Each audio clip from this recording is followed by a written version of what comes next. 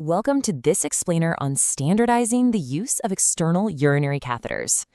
These are honestly incredible tools. When used right, they help protect skin, cut down on unnecessary indwelling catheter use, and really support patient comfort.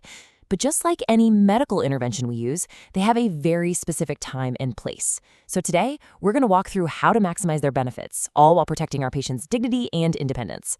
Let's get into it. Our core philosophy today is super simple, but it's powerful. Right device, right patient, right time. While these devices are absolutely fantastic tools when they're clinically indicated, they should never, and I mean literally never, replace patient mobility, scheduled toileting, or individualized nursing care just because it might seem a little more convenient.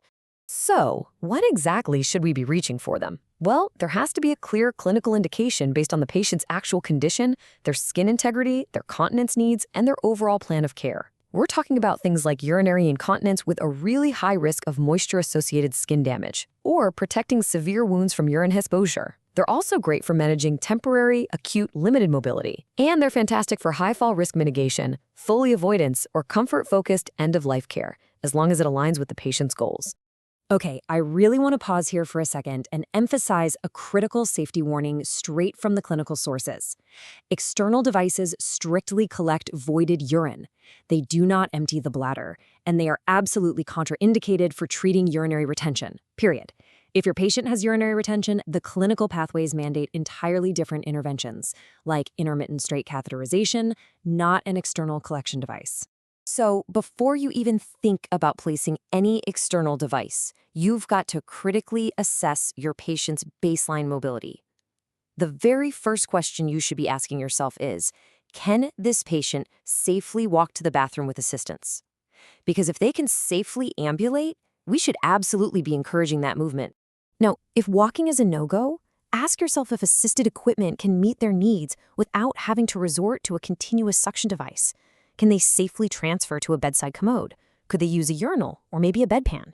We really want to exhaust these less restrictive options first before moving on.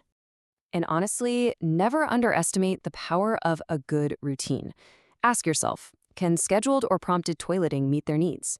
A lot of times, just implementing a strict, scheduled toileting routine is by far the most effective and dignified way to manage incontinence. It keeps the patient engaged in their own care, and it helps maintain their natural bodily cues. Ultimately, it all boils down to this. You must determine if the device is genuinely, clinically necessary. Is it consistent with the patient's established mobility plan? The whole point here is ensuring the device matches a true clinical reason rather than just becoming a default habit on the unit. Okay, so you've done the assessment and decided a device is definitely needed. When you proceed, you've got to follow the standard steps for correct hospital use. First, explain the purpose to the patient and get them on board, always keeping their privacy and dignity front and center. Then, do your hand hygiene, get your PPE on, complete thorough perineal care, and meticulously dry and assess that skin before you select the correct device for their specific anatomy. For female anatomy, carefully position a female external urine collection device, like the PureWick system, for example. It uses a soft material to wick urine away.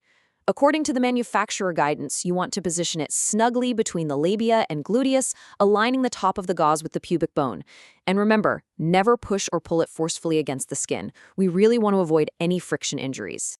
Whether we're talking about that female setup or appropriate male external urine collection devices, the mechanics basically rely on continuous low-pressure suction.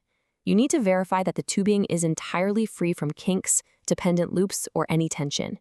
Just do a quick visual confirmation that voided urine is actively flowing up that tube and right into the suction collection container. And this brings us to sort of a golden rule of device management. Never, ever guess the continuous suction pressure. Always use the approved suction setting for that specific product and your facility's policy. Once it's up and running, you need to reassess the patient frequently, checking for any leakage, skin redness, discomfort, or if the device has shifted out of place. Here is something you really need to keep in mind, and it's a great rule of thumb. Every device needs an indication, every shift. External urinary devices should not just automatically stay in place because somebody ordered them yesterday.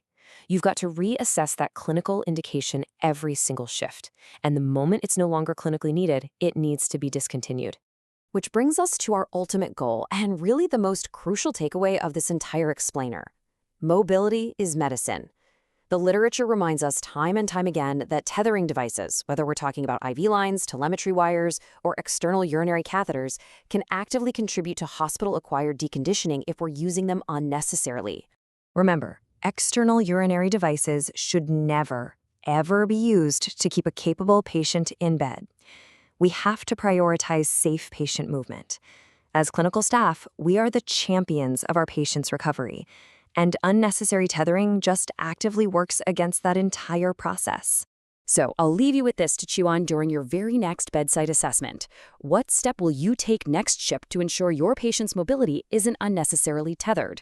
How are you going to champion the philosophy of right device, right patient, right time to protect your patient's independence today?